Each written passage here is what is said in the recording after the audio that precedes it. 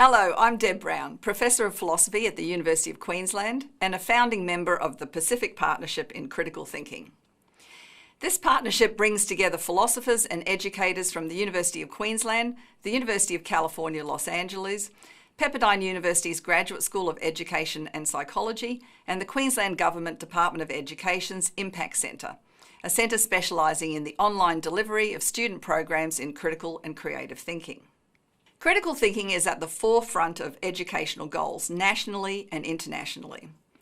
As many traditional forms of work become increasingly automated, as the production of knowledge becomes more central to economic growth and social stability, as the need to address environmental degradation and social conflict grows more pressing, so too are nations looking to their educational systems to prepare their young people to become the knowledge makers and change leaders of the future. It's not surprising then that critical, creative and empathetic thinking are embedded in the common core or general capabilities of national curricula, capabilities that all students are expected to acquire through the course of their education. These are often encapsulated in the so-called 21st century skills, in which critical thinking may appear as one among many, but is actually foundational to many others. It's only if you can think critically and clearly that you can communicate clearly and effectively.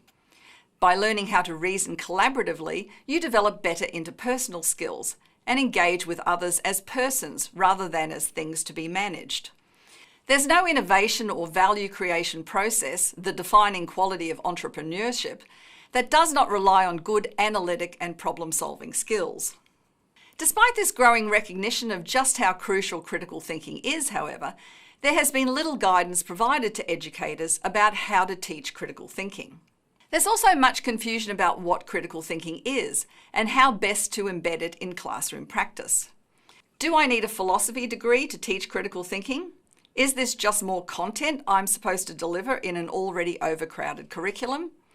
The short answer is no. But the longer answer requires us to rethink the way the curriculum is thought about and delivered, a pedagogical solution, and to think about how to create in our schools a culture of thinking so that the cognitive gains acquired in one classroom transfer seamlessly to the next. The aim of the Pacific Partnership in Critical Thinking is to help transform schools into sites of autonomous and critically engaged learning.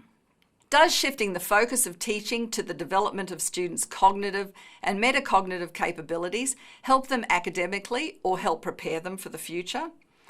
Based on our experience in Queensland, Australia, the answer is yes. The academic gains indeed are considerable, bucking trends of declining performance in core areas of the curriculum. Training in critical thinking improves performance across all core skills areas, including on both literacy and numeracy tests. But more importantly, students begin to operate more autonomously in the classroom, are more active in their learning, and more able to develop and express their own reasoned perspectives. As this statement from a young student who had just completed a course in effective thinking and writing attests, this can be a transformative experience. Notice how she understands what an argument is and why considering counter-arguments is important. She also demonstrates many of the intellectual virtues we seek to encourage in students: open-mindedness, resilience, and a willingness to change one's mind if faced with a better counter-argument. We hope then that you will join us for this webinar series on teaching for thinking. You'll be in conversation with experts working at the cutting edge of critical thinking pedagogies, on school leadership and creating thinking cultures, experts working at the intersection of critical thinking and cultural responsiveness, on teaching critical thinking in online environments, argumentation, and the role of critical thinking in developing students' media literacy. Each webinar is supported by resources for you to use in designing unit and lesson plans, and you will have opportunities to engage in an online professional learning community with other teachers and educators. We see this very much as a two-way exchange of ideas.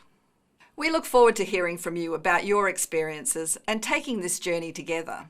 Thank you and hope to see you soon.